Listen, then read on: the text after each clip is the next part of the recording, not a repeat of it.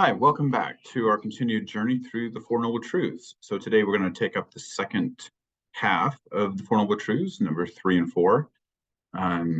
We're going to look at the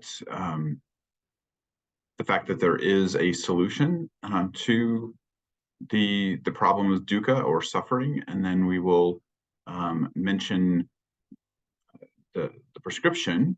But we'll spend the remainder of the time talking about nirvana, or the entry into the path toward nirvana. So that's what we're going to do today, and this precedes our discussion of the Eightfold Path itself. So we're not going to spend much time talking about that today, even though that is technically the fourth noble truth. But we'll hold off on that because that's sort of the core to Buddhist practice, and so we'll spend 3 separate lectures on the Eightfold Path. So today, what I want to do is just take up the second 2 components of the Four Noble Truths. So let's go ahead and share the screen.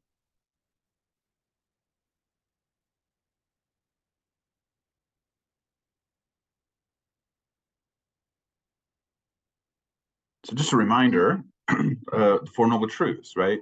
The first one is that dukkha exists.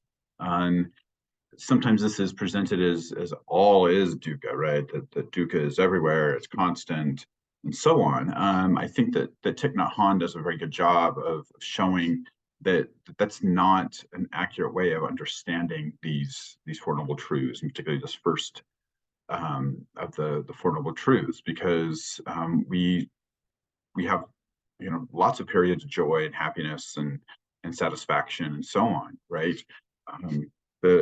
The purpose here, or sort of the understanding that we need to have of this first noble truth, is that all of that joy, all of that happiness, all of that satisfaction that we have comes in a sense laced, right, with suffering, with dukkha, because it's impermanent, and when we try to hold on to that stuff, right, onto that joy, in the sense of not holding on to it in the sense that that we are seeking a joyful life, but holding on to it in the sense that we want that situation or that object or that person or whatever that we find or we believe is creating joy for us to remain the same, to not change, right?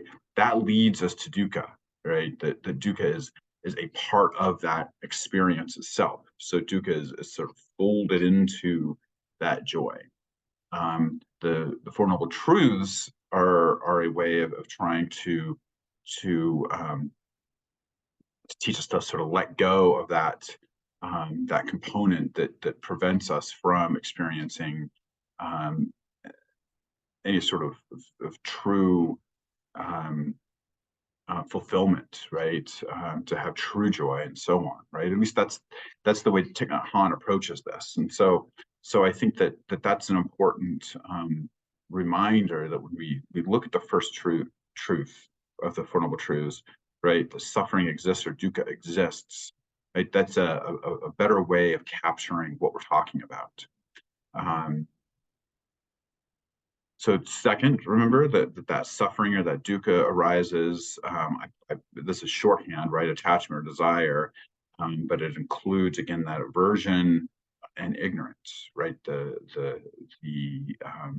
There's 3 the animals at the center of that wheel of life. They capture this what are called the poisons. But these 3 things that hold us down, to keep us from true any sort of true happiness. So 3, there's the ending of suffering, and this occurs when we become detached from those attachments, or we no longer have that same aversion that we had. We become aware, we understand the way that the world functions, the impermanence of things. Right? That leads to the end of suffering. And how do we do that? How do we get there? We get there through the Eightfold Path. Right? Freedom from desire and aversion and ignorance, right? Again, the desire there is sort of a shorthand for all of these things. That becomes possible through the Eightfold Path, through the suggestions that the Buddha provides for us. So we're going to, again, look now at number 3 and 4. I'm focusing on those two. So the third noble truth, there is a way out of dukkha.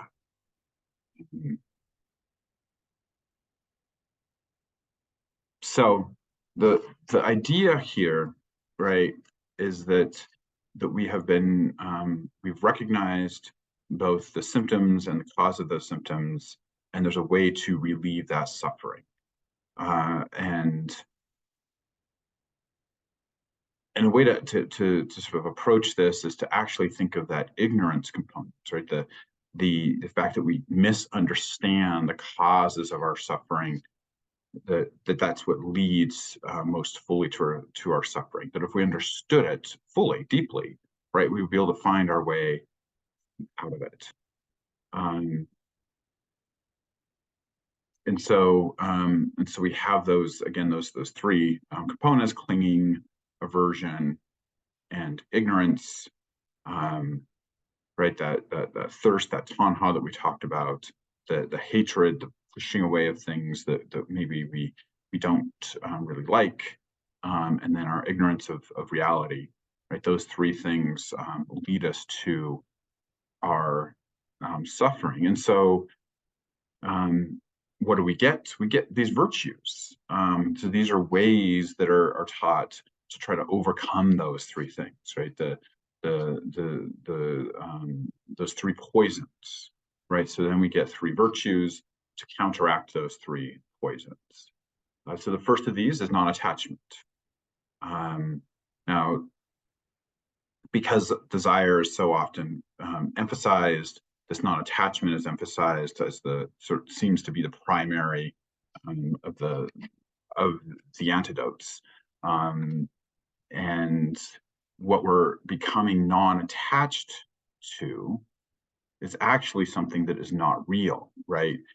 Because permanence is something that is not true according to Buddhism, right?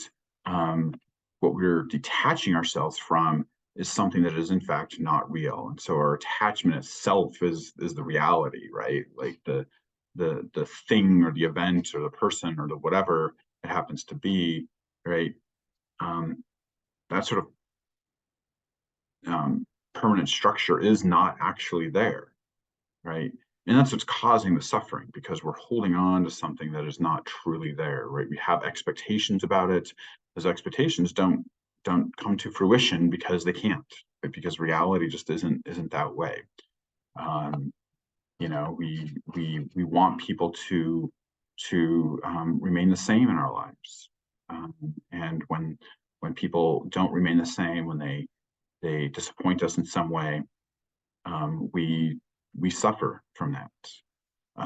We want the good things in our life to remain the same, right?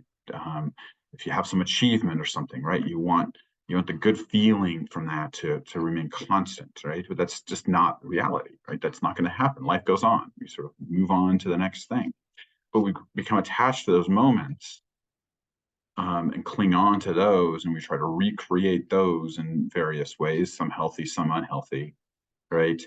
And that's what's causing that suffering. And so the non-attachment to that, saying, okay, this is just a moment. This is how things are right now. They're going to be different in a moment from now, and they are different than they were a moment ago. That non-attachment allows us to experience the good things in life, right? Of course, it also allows us to bear with those things that are that cause us suffering, because we know those too will pass, right? And so we allow life to come and go as it is without clinging on to anything. So the next is loving kindness. Now, this is sort of the reverse in a sense, and so we have obviously also things in our life that we don't like. This can be relationships, this can be our situation in life, this can be whatever the case may be, and we push those things away, often with the same types of things that we try to use to recreate those good feelings. We do things to try to to sort of numb out the negative feelings. And loving kindness is a way to sort of be open to all things, right? Not create barriers or walls that again are themselves false, right? They're not that barrier we create is not real, right? But it's something that we create in order to protect ourselves, right, from those things that we don't like. And so, loving kindness is the antidote. We'll talk a bit more about this throughout the course, but this loving kindness is intended to be a type of equanimity where we accept all things as they are, right? We learn to love things as they are with compassion, and we do that towards those things that are easy to love and accept, and towards those things which maybe are not as easy to love or accept. And we try to view those things in a similar sort of light. So to give you sort of a sense of what this is about, there's a type of meditation. You can, if you're interested in this, you can look it up, loving kindness meditation. Sometimes it's called metta, METTA meditation. There's different forms. If you search it, you'll find different forms of this. But the classic form of it is that you sit down in meditation and begin by sending essentially good feelings, right? Like sending energy out, right? It's and you think about yourself first, and you say, "May I be happy? May I be safe? May I be at ease?" Right? There's usually a 3 or 4 phrases that are recommended, and you spend some time doing that, right? Sending yourself this sort of energy, and then you move towards somebody that you can easily send this to, right? So somebody in your life that you love, and it's easy to send that to. I usually recommended that you don't use like a romantic partner or somebody like that, but often people will use like a child or even a pet, and you send the same sort of thing, right? May you be healthy, happy. May you be healthy. May you be safe. May you be at ease, right? Same thing. Meditate on that for a while, and then you move to somebody that that's an acquaintance of yours, right? Somebody that you see once in a while, but you don't have any strong positive or negative feelings towards them. Of course, I mean, like an easy example is a store clerk or somebody that you see regularly. Maybe you speak with them once in a while, but you don't have any strong feeling towards them. And then you send these same feelings out towards them, right? Or the use those same phrases, may you be happy, may you be healthy, and so on towards them. You do that for a while, right? And then you move out to somebody, and this can be a total range, right? And maybe you do this in a couple of steps towards somebody that you have a hard time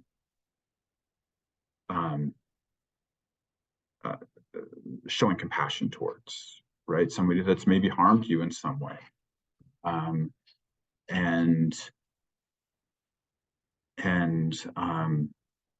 This is sort of and maybe in a Buddhist sense, like that love of an enemy sort of idea that we get in Christianity, right? That we send these feelings out towards that person. And the idea is that you are gradually sort of expanding this feeling of loving kindness out more and more, and so that you can include all beings, right? And so sometimes the last will be to send it to all sentient beings, all beings that experience pleasure and pain. And so that's a meditative technique that's used in trying to cultivate this idea of loving kindness, which is this equanimity, right? Treating all people and events and so on, creatures, with loving kindness. So that's the loving kindness. So we got the non-attachment, we got the loving kindness. right? And these can go together, right? So the non-attachment, so the type of love that you're sending is a non-attached kind of love, right? Which is probably why it's wise doing this to not use, you know, romantic relationship. Although of course we're very attached to, you know, our kids or our pets or whatever. Um, but we're to have the same type of love towards all, according to this idea. All right. So now attachment, loving kindness, and then finally wisdom. So the core of this wisdom is going to be a recognition of impermanence, right? And of course, this complements the other two, right? You know, why become non-attached? Because things are impermanent. You know, well, also loving kindness, right? That we can send this loving kindness because, you know, the event, the thing that occurred that made us, you know, dislike or even hate somebody, right? That's impermanent, right? That was a moment. You know, and so the idea here is that we recognize that things are in constant flux. Now, the insight, the sort of metaphysical insight here, that's important in Buddhism is that we apply this also to ourselves, right? That the self is also impermanent. You know, that we have this idea of actually non-self in Buddhism, right? That there is no permanent self.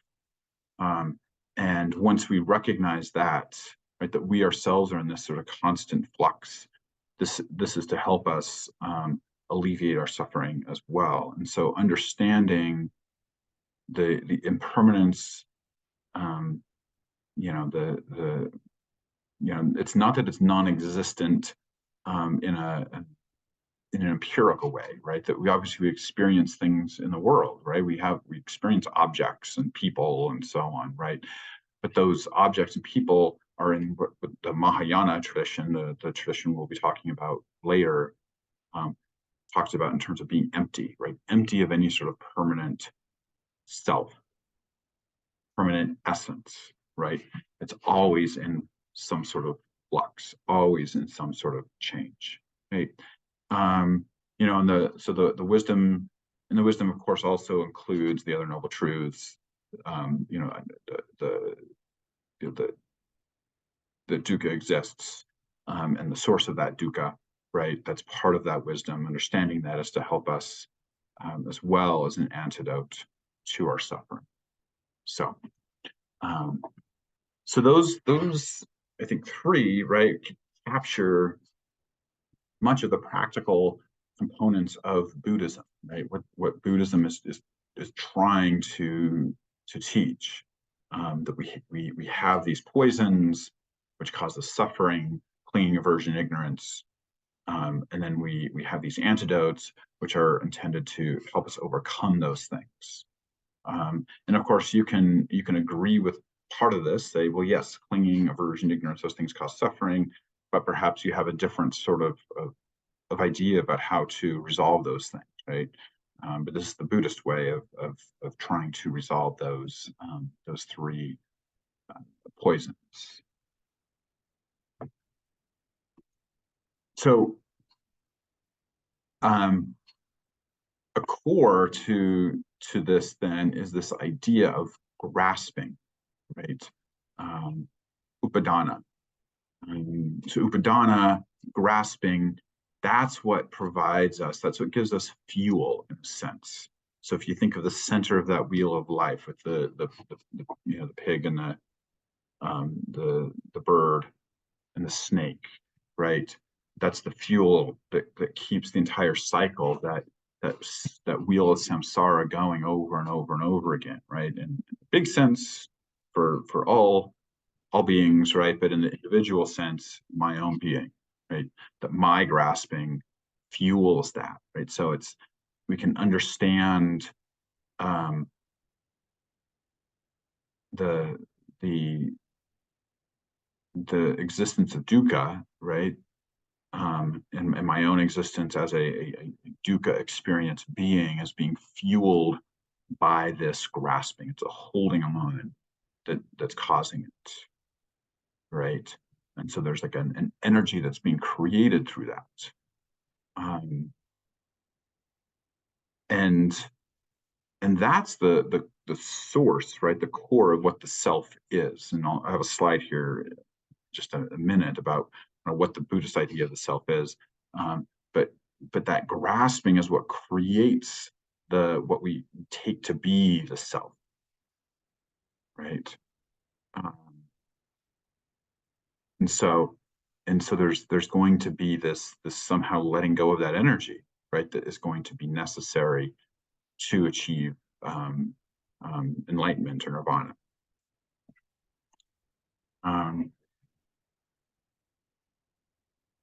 So in nirvana, we'll talk more about nirvana in a minute, but one thing that's important here is that even once we have that realization, that recognition, right, that holding on tight that we've done for so long created so much energy, right?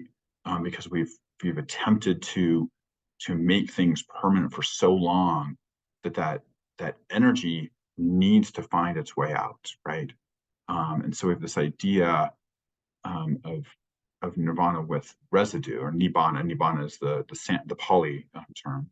I should mention here Pali. See if I can write this down. Text. So we have the word nibbana. That's in Pali, in the language Pali. We have the word nirvana. That's in the language Sanskrit. And so Pali is the language that the Theravada scriptures are in, and the language that is most associated is not necessarily the language that the Buddha spoke, but most associated with sort of original, quote unquote, Buddhism.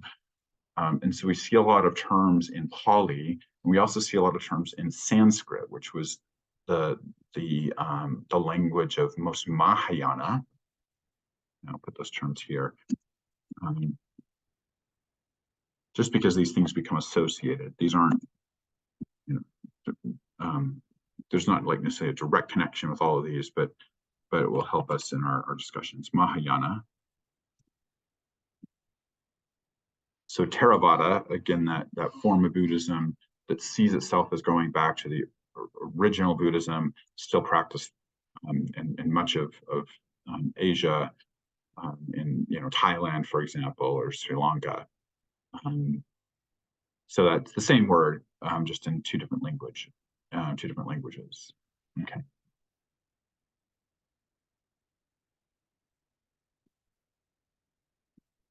That's going to let me get rid of that.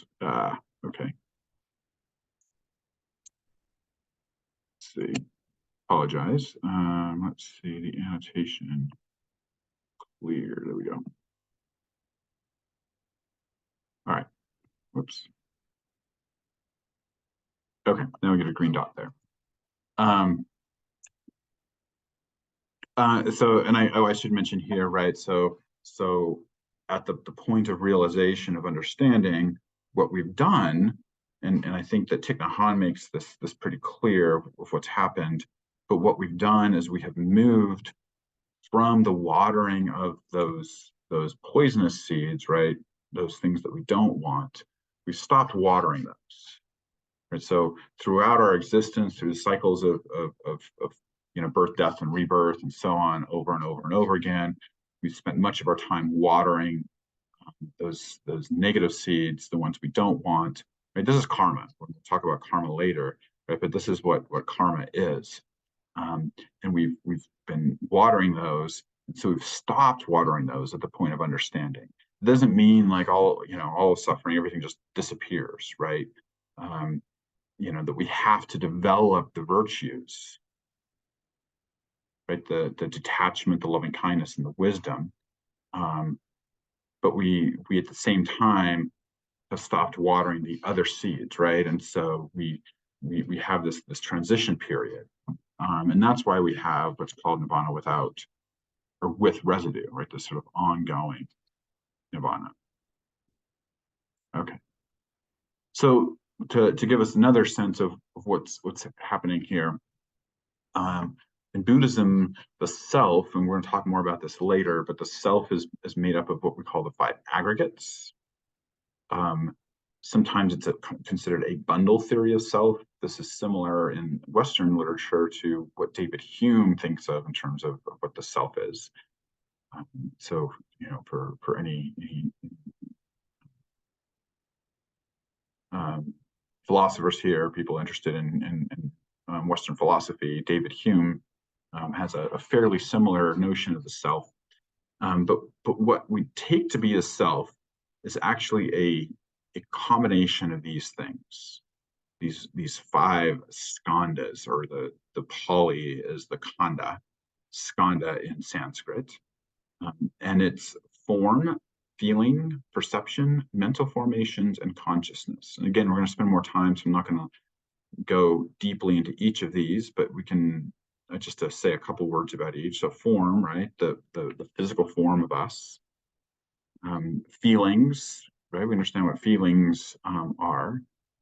So our feelings, our perceptions of the world, our mental formations. You think of this sort of two parts here. One is our habitual selves, right? What we've done over and over again, right? That creates a mental formation or a habit that we continue.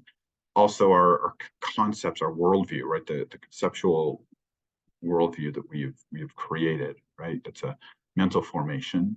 And then finally, our consciousness, right? Our awareness, our sort of basic awareness. And these things at death come apart. There's a lot of discussion about what it is that's reborn. Usually understood as consciousness plus something. The person who originally taught me Buddhism argued that it was consciousness plus mental formations, and that makes sense to me, right? That it's our habits, our continued habits that are continuing on. But it's so this is what, according to Buddhism, the self actually is. And so none of these are permanent, right? All of these things are constantly in flux. And these things all disperse at our death, right? And so there's nothing to sort of hold on to as a permanent self. Okay. So that gives us a sense of the third noble truth, that there is an end to suffering, to dukkha, and that end to suffering is becoming detached from permanence, as well as beginning some form of acceptance of those things that we don't like, and finally an understanding of the way the world works and the way that we work, right?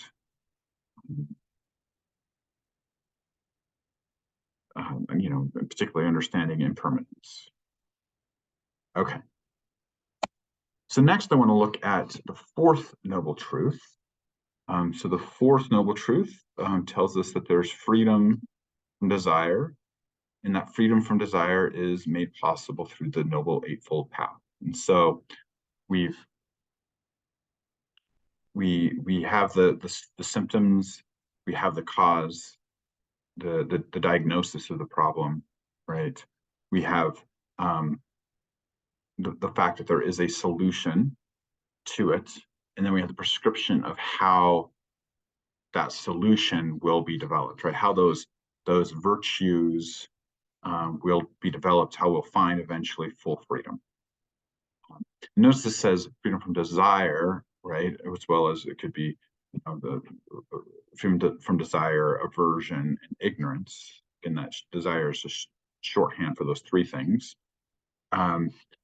But it's not saying it's freedom from the suffering, right? It's the freedom from the desire, because that's what we're after. We're after the source. We're trying to undo the source of those problems. We could say, because if we focus on the suffering, there might be all sorts of other things that we do to try to alleviate that suffering on a short-term basis, right? But it fails to deal with it in the long term, permanent sort of way. And Buddhism's interested in trying to deal with that dukkha in a permanent sort of way. Okay, so what I want to talk about now, so we'll talk about the Eightfold Path, the specifics of the Eightfold Path. next time.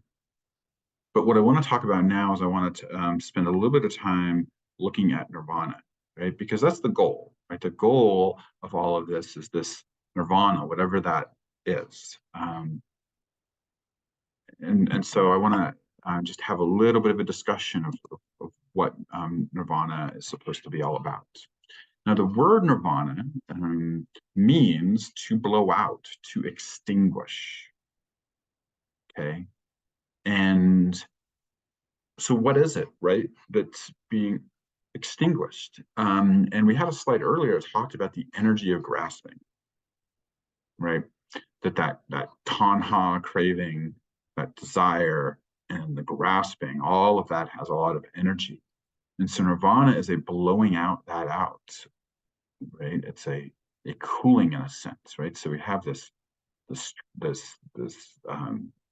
intense energy that keeps the self going, keeps samsara going, and nirvana allows us to blow that out. It's a letting go process, right? So it's not a battle, and well, perhaps you can see it as a battle, but it's a battle that's responded not with force, right? And we saw that in the story of the Buddha, right? At the point of nirvana, the point of enlightenment, right? It wasn't a battle of force, right? Mara was sending all of this force, right? There was all this energy going on, and you know what happened to all those arrows, right? They became flowers, right? So it wasn't a physically forceful battle. It was an acceptance, right? Like, oh, like I'm not going to fight, right? And then they turned into flowers. Um, and so that's what's happening, right? The strong energy of the fire, and the light energy of the blowing of the candle out, right? The extinguishing. So nirvana for the Buddha occurred prior to his death. It occurred under that Bodhi tree, at that point of enlightenment. There was an experience of nirvana. And so you might say, well, if that self that you were talking about was extinguished, how is nirvana kept on? And there's a lot of discussions about what that is. One explanation is that idea that we talked about previously, that there's this residue that was continuing on, right? That although there's a full realization, the Buddha continued on because there was energy still in place from those previous lives, right? You know, it also, I think, you know, your interpretation here of what happened then versus what happened at the death of the Buddha really relies on an understanding of what nirvana and enlightenment actually are, right? Is it an extinguishing of the existence, right? Or is there some other type of extinguishing that is going on? I'm going to write out another word here because we hear it in Buddhism a lot too, and that is pari nirvana, right? The pari nirvana. So the nirvana that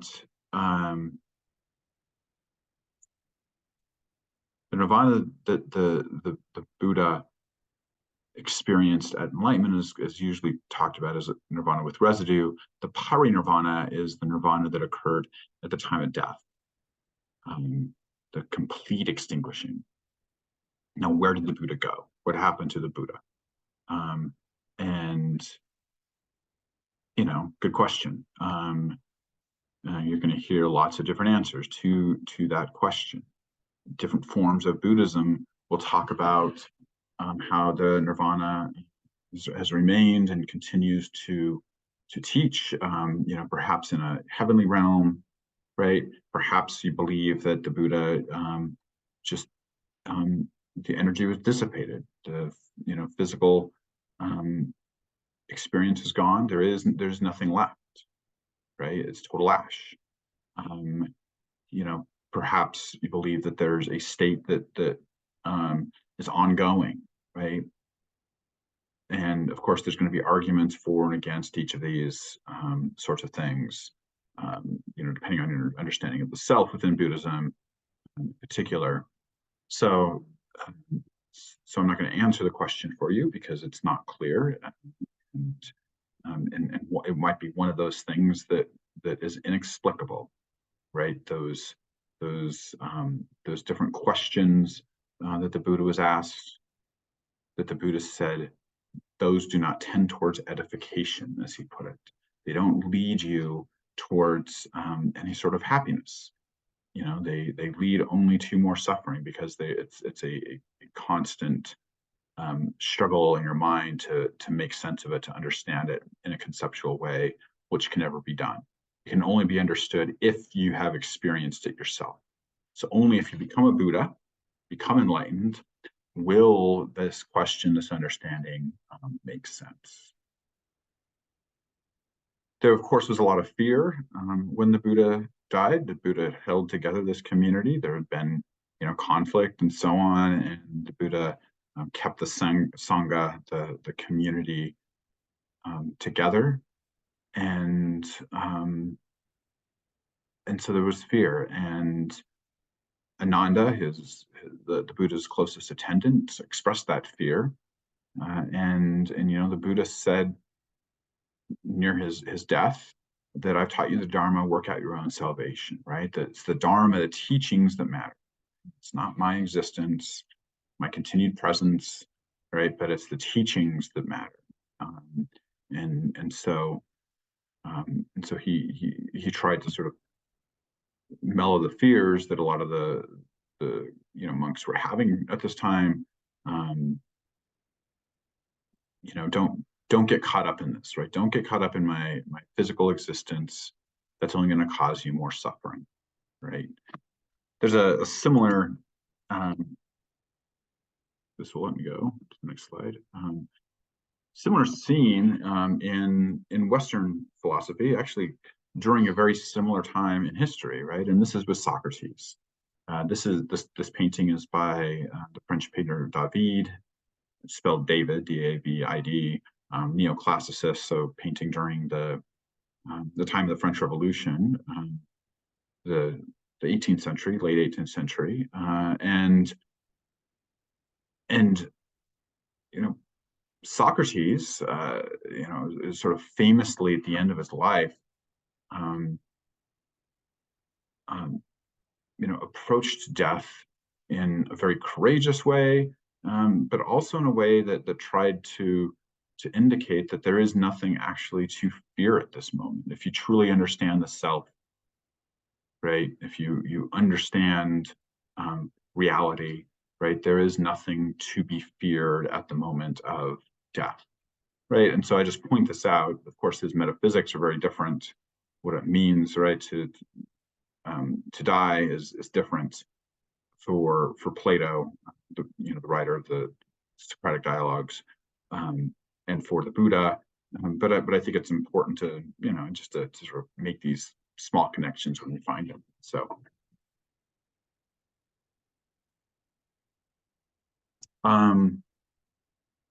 So the path towards nirvana, right? So there's sort of a story that's told about the path towards achieving nirvana, achieving enlightenment. And so this is often, and this is in Theravada Buddhism, but this is often sort of stated in these different stages. Oh, I think I have a couple of slides here, so I apologize. For the same thing.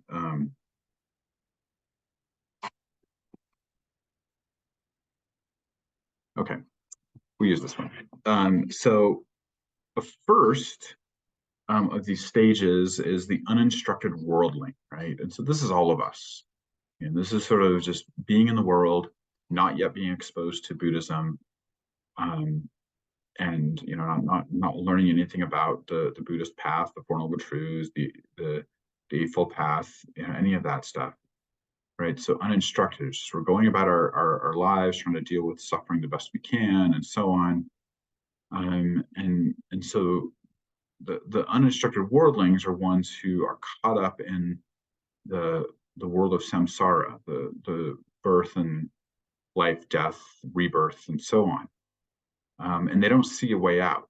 Perhaps they try to live the best life they can, to get the best, sort of karmic situation that they can, so they'll be born in a somewhat better state in the next life.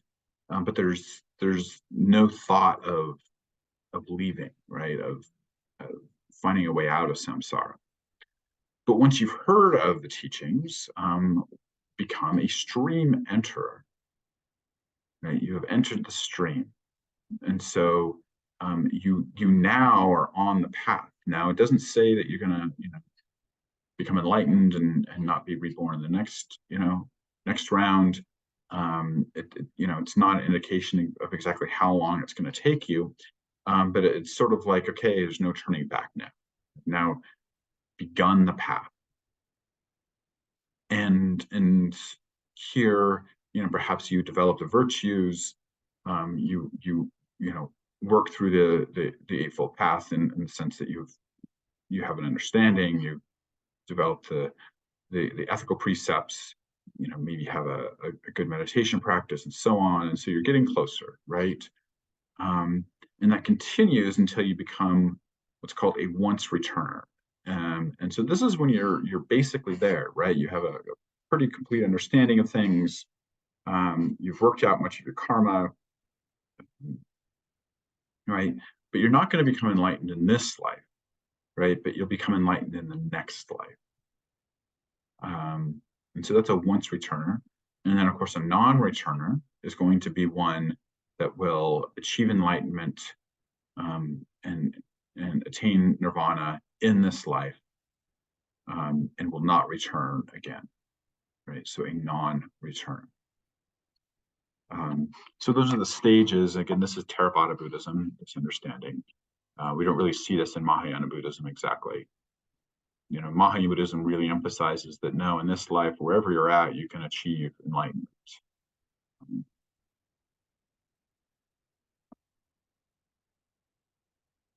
Okay.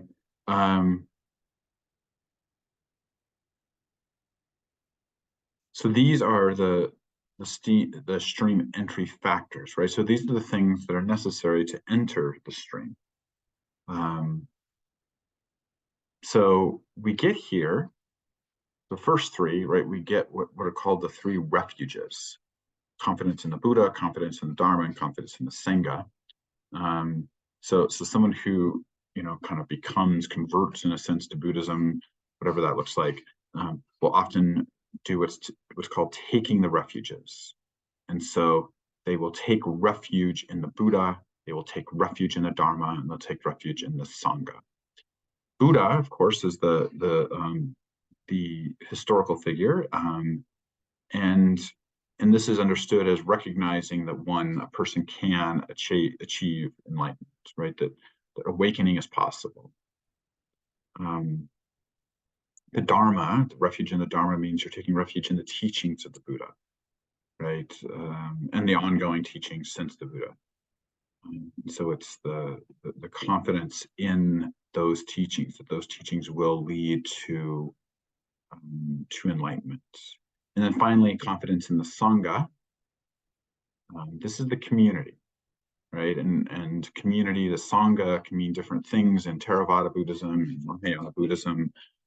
So it can be narrowly understood as a group of monastics, right? The monks and the nuns, right? Or it could be the entire Buddhist community. So not just the nuns and the monks, but also those who support them, that are consider themselves Buddhist in some way, right? But the idea is that you're joining up in a sense. You're taking refuge. You're allowing yourself to become part of this community. So that's the Sangha. And then finally, the attaining of virtues. So we'll talk more about this in a couple of lectures from now. but the attaining of virtues, right? This is the ethical component, right? That you begin to develop the good virtues, the wisdom, loving kindness, and detachment or non-attachment, and that you no longer are watering, right, the negative seeds. Right? So you're cultivating and you're developing the good virtues. You're working to no longer participate in the poisons, right? And so this also is an important part of that stream entry, right? That you commit yourself to that path, that virtuous path. Okay. So those are the things that are understood as important for stream entry. Another list, so two more. So this one is the 5 spiritual faculties. These we will see sort of played out in different ways. Buddhism is full of lists, and we need to understand kind of how the scriptures of Buddhism developed to understand why there are so many lists. The scriptures, just like we saw in Hinduism with the Vedas, right? They're passed down orally. The same with the Buddhist scriptures, they're passed down orally. And so these lists are ways to help memorize. And so that's why you find so many like numbered lists in Buddhism. So here we have the 5 spiritual faculties. Faith. Now, we don't think necessarily of Buddhism as a faith-based religion, right? In the same way that we maybe think of Judaism or Christianity or Islam as faith-based religions. So what's the faith in? Well, we just mentioned it, right? It's those refuges. It's the faith in the Dharma. That the teachings will lead to enlightenment. The Buddha says you have to try this stuff out, right? But in order to try it out, you have to have enough faith that maybe it's going to do something, right? Maybe it'll be helpful. Energy, right? There's got to be some sort of effort. And we'll talk about right efforts when we talk about the Eightfold Path. But there's got to be some sort of effort in working this path. Mindfulness, right? One of the meditative components. So this goes back to the non-attachment, right? The non-judgmental experience of reality. Stillness also related, right? There's got to be usually through some sort of meditative training and inner stillness that's developed, that's related to the equanimity that we talked about. And then finally, wisdom. So an understanding of impermanence and self and so on, right? Okay. So those are the spiritual faculties that aid us in achieving nirvana. Another list, which has obviously some overlap, are the 7 factors of enlightenment, the things that an enlightened individual has developed. So the first of these is mindfulness. So the development of, again, that non-judgmental experience of reality. Investigation, so a willingness to experience reality as it is, right? To investigate the truth, to take what the Buddha has to say and see if it fits with reality, see if it works. Again, energy, so there's got to be some sort of effort. Joy, right? So another thing that is a key to understanding enlightenment is that one who has attained realization is joyful. Why? Well, they are no longer suffering. They're no longer experiencing dukkha. Tranquility, right? That's going to be related to the last, equanimity, right? That the mind is no longer constantly being pushed around, right, by anything that comes before you, right? That there's this sense of calm that has arisen. Concentration, right? This is a meditative component that you're able to develop full concentration through meditative practice, and then finally equanimity, they're able to accept all things as they are, as you experience them, right? Without without having any particular desire towards any particular person, event, thing, right? That you treat all things with loving kindness in an equal sort of way. So those are the factors of enlightenment. So those are the second two of the Four Noble Truths, and so what we're going to do now is we're going to shift to looking at the Eightfold Path. So that's the prescription that is given by the Buddha of how to attain enlightenment. And so that will take us over the next 3 lectures. And so we'll finish up with this one, and we're going to see a lot of these ideas coming back, right? Going to get reinforced. It's not like we memorize this list and then move on to something else, right? This is sort of these things all build on one another and come back in different sorts of ways. So with that, I think I will close this up. Thank you so much for listening. We'll talk to you again soon.